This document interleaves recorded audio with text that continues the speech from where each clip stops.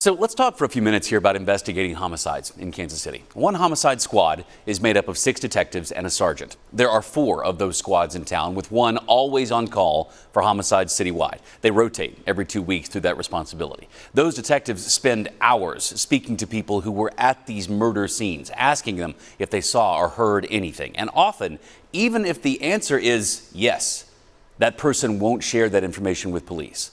I asked a retired KCPD homicide sergeant about why that happens. Do you remember instances where someone said directly to you or to one of your officers, nope, I don't want to talk? Oh, yes. I have a vivid memory of an elderly lady that was a key eyewitness in a homicide that we were investigating. She saw the killer from a few feet away. And, we even went so far as to talk her into coming down. We had the suspect put in a live lineup. And she viewed the lineup, and when that person walked out on the stage, her visceral gut reaction was just memorable. And I knew, she's going to pick him out. And, she didn't. And she told us, she said, look, I'd like to help you, but, I'm elderly, I live alone, and I live in that neighborhood. And that was that. Retired KCPD homicide sergeant Dave Bernard told me that after forensic evidence, eyewitnesses are the best tool a detective has to solve a homicide.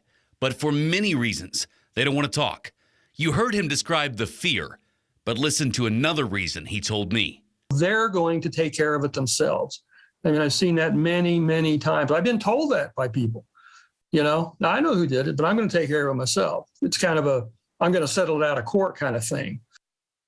My thanks to Sergeant Bernard for those conversations. Also, according to KCPD, of the 97 homicides that have happened this year in the city, they've cleared 32, meaning an arrest has been made. That's what cleared means. They have solved 18 others, which means they've identified a primary suspect but haven't made an official arrest yet, still getting all of their ducks in a row to make sure that case can be made. And in a year where we are on track to have the deadliest year on record and grappling to figure out how we can try to stop it, right. I say those tips are invaluable. And another thing that he mentioned there, and you hear it a little bit in what the 2 things he mentioned there, both the fear and the retaliation, but he said there's just an ingrained mistrust of police right now. There is a lot of people who do not trust police departments to do the right thing. Those are his words, that he said they don't believe, that they don't trust the officers, they don't have a relationship with the officers, and those tips just don't happen in a lot of those cases. And they are invaluable. These solvings don't happen without those tips in many, many cases. I'll keep following it. Okay.